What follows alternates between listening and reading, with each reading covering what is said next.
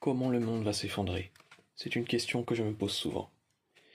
Elle devient de plus en plus récurrente à mesure que le rythme des guerres, des migrations subies ou des catastrophes climatiques va en s'accélérant. L'effondrement et la société qui advient ou non après est un thème commun dans la littérature et le cinéma.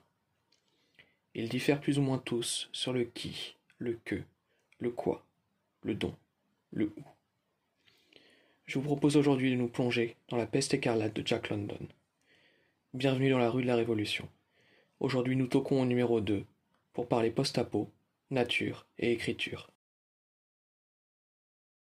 Et une gare, c'est un lieu où on croise les gens qui réussissent et les gens qui ne sont rien. Ceux qui ont pris tout le plat dans leur assiette, laissant les assiettes des autres vides, et qui, ayant tout, disent avec une bonne figure, une bonne conscience, nous, qui avons tout, on est pour la paix. On leur donne rien.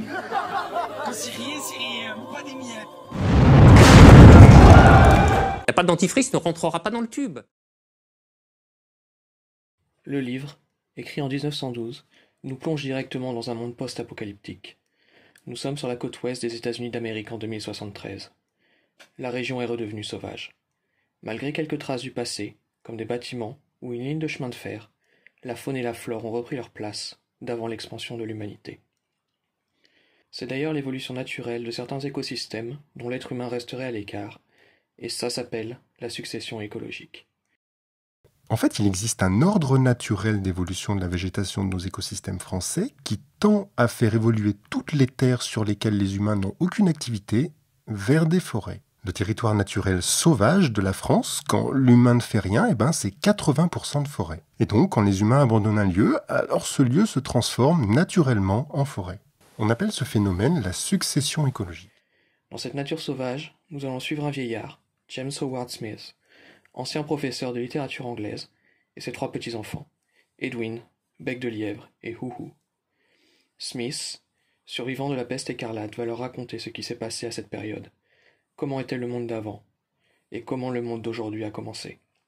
Le tout dans un moment classique de transmission orale autour d'un feu de camp, où le vieux devra leur apprendre du vocabulaire et à appréhender les grands nombres. Son histoire commence en 2013. L'humanité vit alors un pic de civilisation, ou de technologie, selon un certain point de vue. La nature a été tellement étudiée, analysée et maîtrisée que rien ne semble pouvoir remettre en cause le confort, la sécurité et l'abondance de la société. Pourtant, une maladie inconnue, la peste écarlate, qui rend le visage du contaminé tout rouge, puis le paralyse des pieds au cœur, provoque une rupture de cette normalité. Cette maladie est tellement subite, sa transmission inconnue et apparemment incurable, qu'elle va faire s'effondrer la société américaine tout entière. Les échanges s'arrêtent. Les gens ne vont plus au travail. Les uns se méfient des autres par précaution. La vie quotidienne s'arrête. Et puis, plus rien.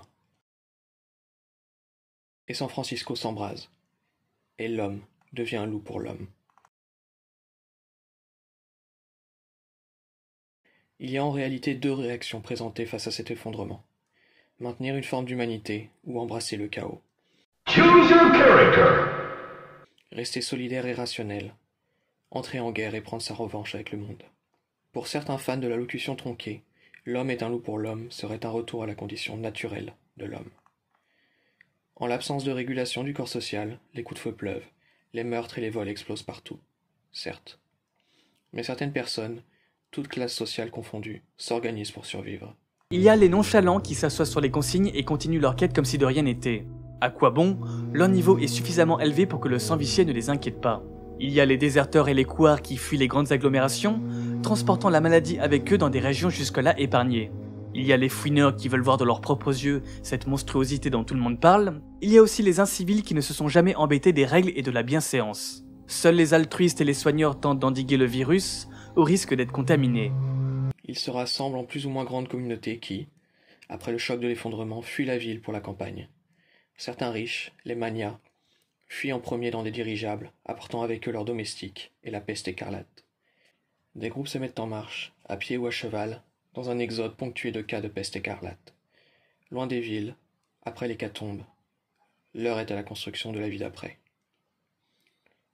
L'homme est un loup et un dieu pour l'homme. Ouais, vous me faites plaisir, on terminera là-dessus, celle-là elle me plaît. Les riches ne l'étant plus, et les pauvres non plus, la structure du pouvoir en est ainsi modifiée. Il ne repose plus sur la détention du capital financier, mais sur la force physique et les connaissances pratiques, avec un retour du système tribal. Pour certains anciens prolétaires, cela sonne comme une revanche, laissant libre cours à leur violence, comme le chauffeur, chef de tribu, marié de force avec une fille de banquier qu'il bat. C'est de son histoire personnelle dont London tire ses personnages. Cependant, et c'est une de ses forces, ils ne romantisent pas leur vie et leur caractère. La classe prolétarienne n'est pas pure, les bourgeois non plus. Mais l'inverse est vrai aussi. Car Jack London sait de quoi il parle, pour les deux contextes. Il est lui-même un peu prolétaire pour être fils de fermier, ouvrier, marin, orpailleur. Il est aussi un écrivain très productif, qui a appris à lire et à écrire, pour tenter de s'extraire de sa condition. A working class hero is something to be. C'est l'égal de Corto Maltese. Il tire de ses aventures, des histoires et de la praxis. Socialiste révolutionnaire, n'a-t-il pas combiné cela avec sa pratique de la boxe, pour peindre notamment, dans Le Mexicain, un jeune qui utilise son talent de boxeur pour financer la lutte. Et on parlera peut-être de Martin Eden un jour. La peste écarlate, au-delà du récit apocalyptique, nous fait une proposition. Et si la révolution n'arrivait pas par la lutte armée, les urnes, ou une quelconque dictature du prolétariat? Parce que c'est bien cela qui se passe ici. Un renversement du pouvoir. Et même si de ce renversement, le socialisme n'advient pas, cela aurait été possible.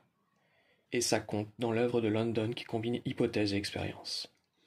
On pourrait facilement rapprocher la peste écarlate avec le Covid. Forcément, ce sont toutes deux des maladies. Cependant, le Covid n'a pas eu le même impact.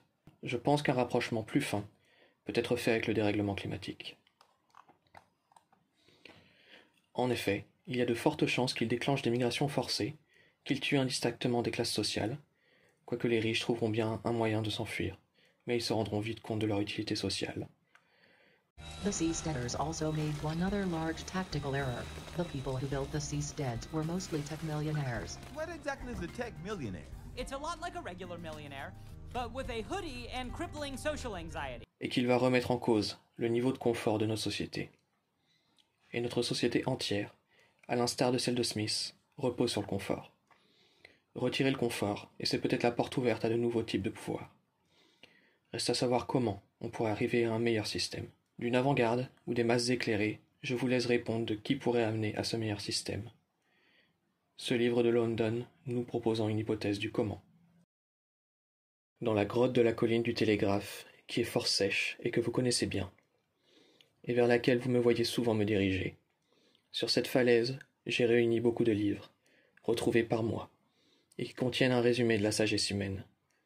J'y ai placé aussi un alphabet, avec clé explicative, qui permet de lire et de comprendre son rapport avec l'écriture des images. Un jour viendra où les hommes, moins occupés des besoins de leur vie matérielle, réapprendront à lire. Alors, si aucun accident n'a détruit ma grotte et son contenu, ils sauront que le professeur James Howard Smith a vécu jadis et a sauvé pour eux le legs spirituel des anciens. London, par l'intermédiaire de Smith, nous propose ici que savoir lire et écrire permet de s'extraire de la vie matérielle, et plus loin, de l'obscurantisme. Loin des savoirs élémentaires réactionnaires qu'on entend aujourd'hui, la lecture permet d'accéder à un stade plus élevé de l'existence, à un monde des idées qui est permis par la satisfaction des besoins matériels. Cette sagesse permet de se prémunir des charlatans, des fausses croyances et des explications simplistes du monde qui empêchent de s'extraire de la vie matérielle. Finalement, ce livre n'est pas tant un plaidoyer pour une révolution douce que pour l'alphabétisation des masses laborieuses. Peut-être qu'elles feront la révolution après. Merci d'avoir pris le temps d'écouter cet épisode de La Rue de la Révolution. Si vous avez aimé cet épisode, n'hésitez pas à mettre un pouce bleu en bas de la vidéo. De retour après des problèmes d'ordinateur, un retour au travail et une grosse flemme, j'espère me tenir à un épisode par mois. Ou pas. Si vous avez des questions et des remarques sur cette vidéo et celles à venir, vous pouvez aussi me laisser un commentaire. A bientôt, dans La Rue de la Révolution.